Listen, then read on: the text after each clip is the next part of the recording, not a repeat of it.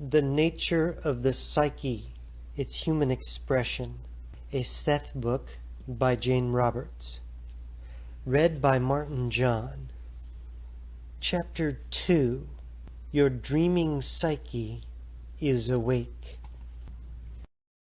Session 758, October 6, 1975, 9:14 p.m., Monday. Good evening. Dictation. Using an analogy again, the brain is quite capable of operating on innumerable frequencies, each presenting its own picture of reality to the individual, each playing upon the physical senses in a certain manner, organizing available data in its own specialized way, and each dealing somewhat differently with the body itself and with the contents of the mind. Generally speaking, you use one particular frequency in waking life. Therefore, it seems there is no other reality than the one you recognize, and no greater data available than those with which you are normally familiar. Events seem to happen to you. Often it seems that you have no more control over the drama of your own life than you have over the outcome of a television program. Sometimes, however, your own dreams or inspirations startle you by giving you information that is usually not available in the recognized order of events. It becomes very difficult to explain such occurrences in the light of the plots and scenes provided by your usual mental programming. You are so conditioned that even when you sleep, you try to monitor your experiences and to interpret dream events according to the habitual frequency that you have learned to accept as the only criterion of reality. Quite literally, however, when you are dreaming, you are tuning in to different frequencies, and biologically your body responds to those on many levels. For that matter, the body is naturally well equipped to handle projection of consciousness, or out-of-body travel, whatever you prefer to call it. Your biological makeup includes mechanisms that allow a certain portion of your consciousness to leave your body and return. These mechanisms are a part of the nature of animals as well. The body is equipped to perceive many other kinds of experiences that are not officially recognized as native to human experience. To one extent or another, then, you learn to constantly monitor your behavior so that it conforms to the established criteria set up for sane or rational experience. You are social creatures, as the animals are. Despite many of your cherished, erroneous beliefs, your nations exist as the result of cooperation, not competition, as do all social groupings. To be ostracized is no laughing matter. The comfort of social discourse represents one of the great building blocks of families and civilizations. The set criteria of reality, therefore, operates as organizing psychic and physical frameworks. There's still more flexibility within those frameworks, however, than is recognized.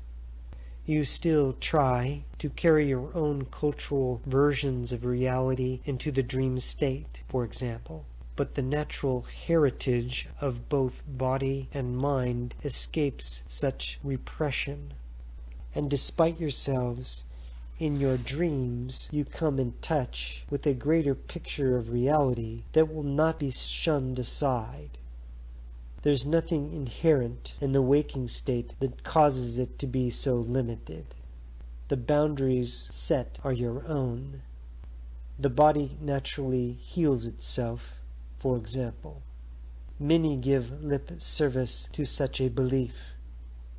In actuality, however, most of you believe and experience a far different picture, in which the body must be protected at all costs from a natural leaning toward disease and poor health.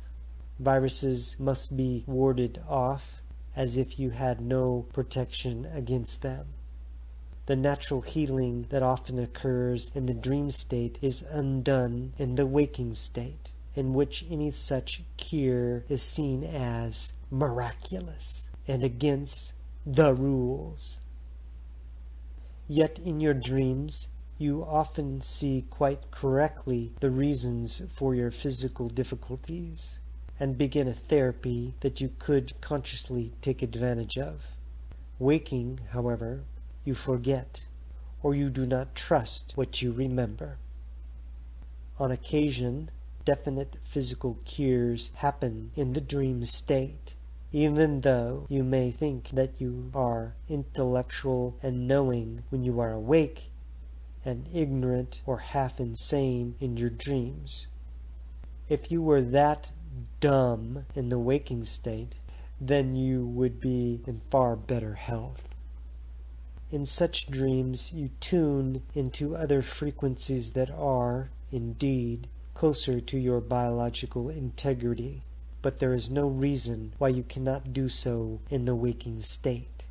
When such seeming miracles occur, it is because you have transcended your usual official beliefs about your body and its health and disease, and so allowed nature to take its course.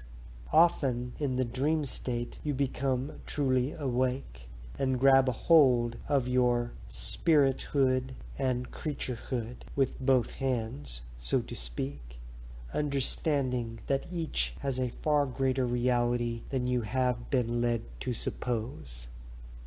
More often, however, there are instead only blurred glimpses and tantalizing views of a more expansive kind of experience. To make matters more confusing, you may automatically try to interpret the dream events according to your usual picture of reality, and switch channels, so to speak, as you waken.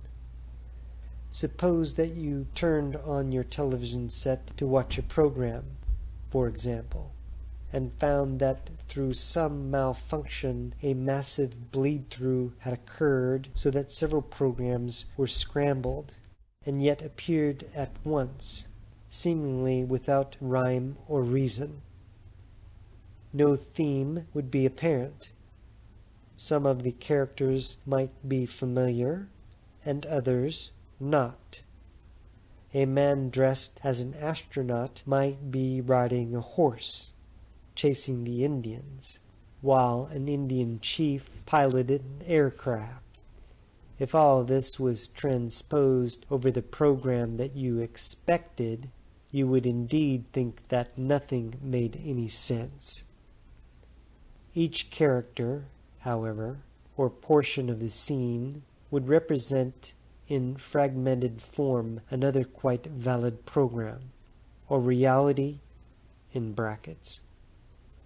In the dream state, then, you are sometimes aware of too many stations. When you try to make them fit into your recognized picture of reality, they may seem chaotic. There are ways to bring the picture into focus. There are ways to tune into those other quite natural frequencies, so they present you with a more expansive view both of the world as you define it and of its greater aspects. Period. The psyche is not encased, your case, with a frame too fragile to express it. Only your beliefs about the psyche and about the body limit your experience to its present degree. In dreams, you are so dumb that you believe there is a commerce between the living and the dead. You are so irrational as to imagine that you sometimes speak to parents who are dead. You are so unrealistic that it seems to you that you visit old houses, long ago torn down, or that you travel in exotic foreign cities that you have actually never visited.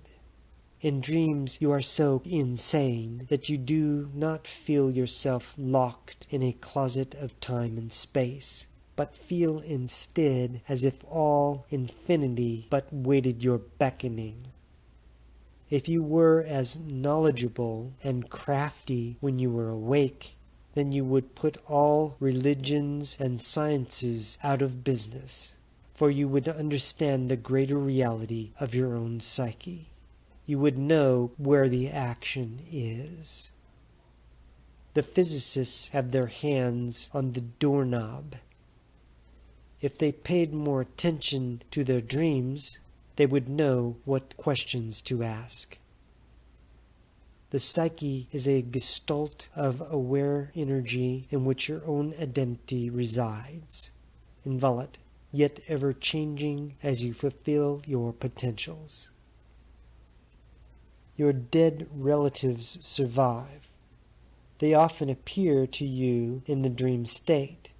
You usually interpret their visitations, however, in terms of your own station of reality. You see them as they were, confined to their relationship with you, and you usually do not perceive or remember other aspects of their existences that would not make sense in terms of your own beliefs. So, often such dreams are like programmed dramas, in that you clothe such visitations in familiar props. The same sort of thing frequently occurs when you experience extraordinary flashes of inspiration or perceive other unofficial data. Quickly, you try to make sense of such material in usual terms. An out-of-body experience into another level of reality becomes a visit to heaven, for example, or the heretofore unrecognized voice of your own greater identity becomes the voice of God, or a spaceman, or a prophet. Your dreaming experience, however, gives you a guideline that will help you understand the nature of your own psyche and the deeper reality in which it has its being. Again, the dreaming psyche is awake. End of dictation.